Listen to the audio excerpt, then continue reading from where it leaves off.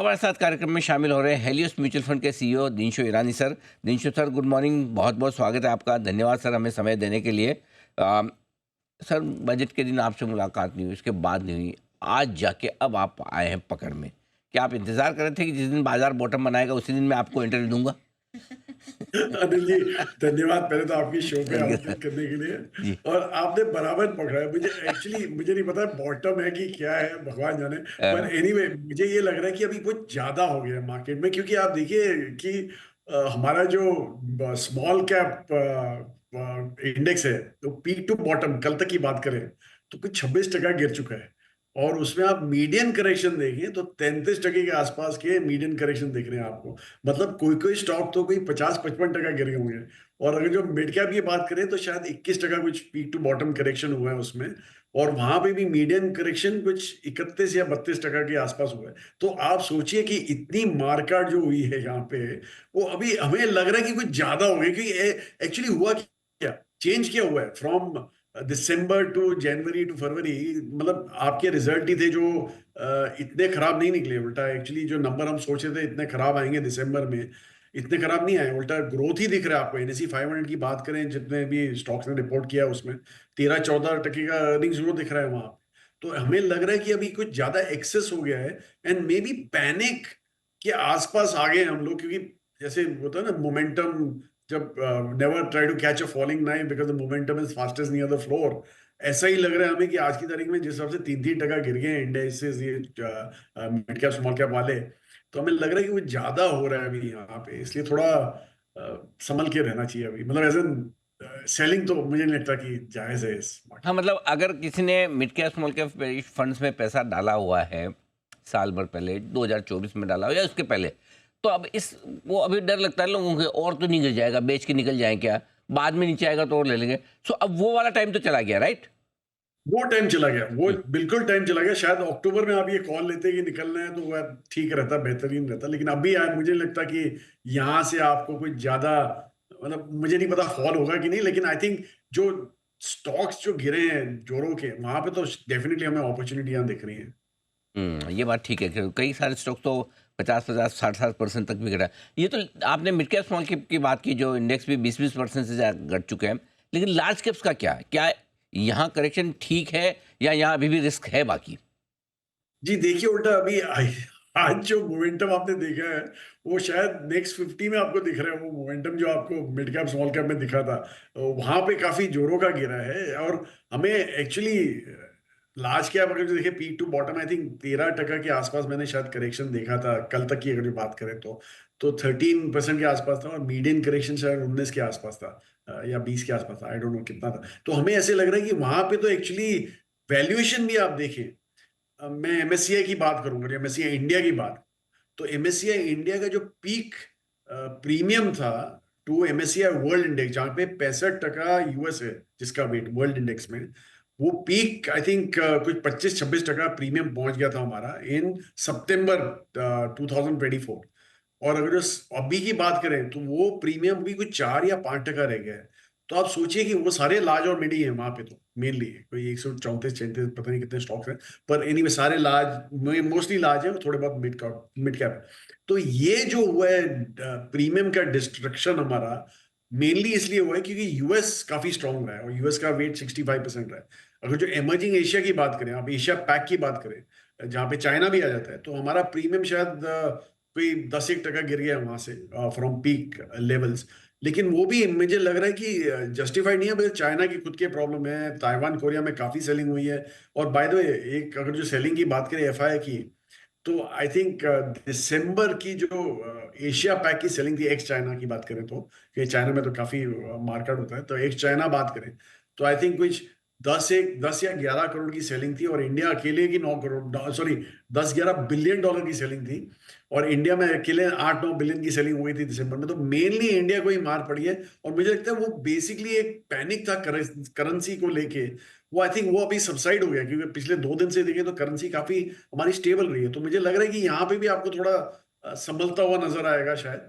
तो इसलिए हमें नहीं लगता कि यहाँ पे भी लार्ज कैप में आपको ज्यादा कुछ आई थिंक अभी के लिए तो मे बी मार्जिन कॉल हो रहे हैं, क्या हो रहे हैं पता नहीं, मिड कैप स्मॉल कैप में तो शायद इसलिए लार्ज कैप बेच के वहां पे मार्जिन मीट हो रहे हैं, आई डोंट नो, मैं तो स्पेकुलेट कर रहा हूँ, लेकिन मुझे तो ऐसा ही लग रहा है आज की तारीख में जिस हिसाब से हो रहा है। हाल तो बड़ा बुरा है। अच्छा सर, अब ये बताएं कि जो ये नया टेंशन शुरू हुआ है टैरिफ वॉर वाला, इसका कितना इम्पैक्ट आप हमारे बाजारों पर देखते हैं? जी देखिए, जो टैरिफ वॉर का अभी तक आज की तारीख में जो प्रोटेक्शन जो मेनली हुआ है हमारा टैरिफ को लेके, वो सारे ऑटो स्पेस में ही हुआ है। मतलब ईवी में तो आपने देख ही लिया है कि कितना जोरों का हमारा प्रोटेक्शन है, अलाउ ही नहीं करते हम तो किसी बाहर के प्लेयर को, और हमारे जो डोमेस्टिक प्लेयर हैं वो काफी अच्छा कर रहे हैं ईवी स्पेस में, तो इसलिए मुझे लगता है मेनली जाके वो वहां पे शायद एक आपको कॉल आउट लेना पड़ेगा कि क्या करना है। और दूसरे जो कमोडिटीज वगैरह हैं वहां पे तो एनीवे हमारा पहले से ही ये व्यू था कि कमोडिटीज अनड्यूली प्रोटेक्टेड हैं, आपने वो लगाए हुए टैरिफ लगाए हुए चाइनीज इंपोर्ट्स पे, तो इसलिए हमारे प्रोटेक्टेड रहे हैं। लेकिन वहां पे भी यूएस में भी यही हुआ, उन्होंने अपने खुद के जो इंपोर्ट्स हो रहे हैं कमोडिटीज वगैरह वहां पे काफी उन्होंने टैरिफ लगाए, तो वो तो हमें लग रहा है कि प्रॉब्लम एरिया रहेगा ही रहेगा, क्योंकि चाइना के पास एक्सेस कैपेसिटी हमेशा से पड़ी हुई है, और वो काफी भाव कोलैप्स करके भी सप्लाई कर सकता है माल सबको, दुनिया को। तो इसलिए हमें लग रहा है कि वहां पे थोड़ा आपको संभल के रहना पड़ेगा। बहरहाल अगर जो ओवरऑल टैरिफ की बात करें फिनिश गुड्स की, जैसे मैंने बोला ऑटोज में तो definitely there is a problem, और दूसरा अगर जो यूएस कंटिन्यू रखा तो you are looking at a very, मतलब ग्लोबली आपको एक इन्फ्लेशनरी सिनेरियो दिख सकता है जो ग्लोबल ट्रेड के लिए भी अच्छा नहीं।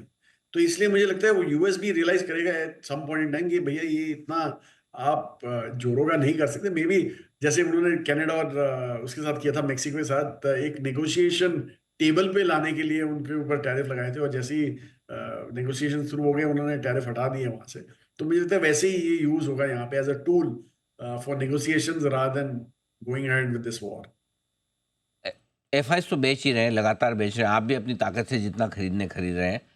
ये समझाएं सर कि क्या ऐसा सिग्नल मार्केट सबसे बड़ा देखेगा जिसकी वजह से ये लगे कि अब गिरावट रुक जाएगी, एफआईज बेचना रोक देंगे या रिकवरी के आसार बनेंगे? कोई तो ऐसा एक ट्रिगर होगा ना कि इसको देख के हम समझें कि हाँ, अब जितना खराब होना था हो गया। वो कुछ है ऐसा दिमाग में कि ये चीज़ मैं देखूंगा? अनिल जी, एक्चुअली आपको पता है कि हमारा भी एक एफआई है, जो हमारा ऑफशोर फंड है वो भी जी। एफआई है। जी। आपको ये सुन के ताज्जुब होगा कि हमारे को तो इन्फ्लो दिखा था जनवरी में। सो हमें तो इन्फ्लो ही दिखा है, और दूसरा जो ये आउटफ्लो आप देख रहे हैं, मैं जैसे बोला कि मेनली मुझे लगता है ये ईटीएफ बेस्ड सेलिंग होती है, कि मतलब इट्स जैसे वो अब सेल्फ फुलफिलिंग प्रोफेसी जैसी हो जाती है। बाजार गिर रहा है तो और सेलिंग होती है, गिरेगा तो और गिरेगा तो और सेलिंग होती है। तो आई थिंक वो एक सेलिंग जो है वो एक अबेट होने में थोड़ा टाइम लगेगा। लेकिन दूसरा जो आपने, जैसे मैंने पहले बोला आपको कि एक पॉजिटिव इंडिकेटर हमें दिखा था करेंसी का, करेंसी में काफी प्रेशर था हमारी, और पिछले 2 दिन से काफी हद तक हमारी करेंसी रिकवर हुई है। तो वो लगता है कि एक पॉजिटिव टेक अवे हो सकता है एफआई के लिए कि भैया करेंसी पे तो पैनिक करना छोड़ दो, फंडामेंटल्स इतने खराब नहीं हुए हमारे। और जैसे मैंने बोला वैल्यूएशन तो ग्लोबली आप कंपेयर करें तो भी गिर गए हैं, और अगर जो आप डोमेस्टिक वैल्यूएशन खुद की बात करें तो हम अभी 18.5 के आसपास आ गए हैं, 1 ईयर फॉरवर्ड प्रीमियम की बात करें तो, पीस की बात करें सॉरी, तो 18.5 टाइम ऑलरेडी हम आ चुके हैं, जो कि हमारा आप 10 साल का एवरेज देखिए तो 20-21 के आसपास बनता है। तो एक स्क्रीमिंग वैल्यूएशन हो गया है हमारा। लेकिन मुझे ये लग रहा है कि थोड़ा पॉकेट्स होंगे जहां पे सेलिंग शायद जरूर जारी रहेगी, और कोई कोई पॉकेट्स तो गेन ही करेंगे। जैसे आपने आईटी देख लिया था कि काफी हद तक संभल के रहा है वो सेक्टर। फिर बैंकिंग भी, लेंडिंग स्पेस थोड़ा संभल के रहा है, क्योंकि आरबीआई की जो प्रोएक्टिव एक्टिविटी हो रही है लिक्विडिटी इन्फ्यूजन की।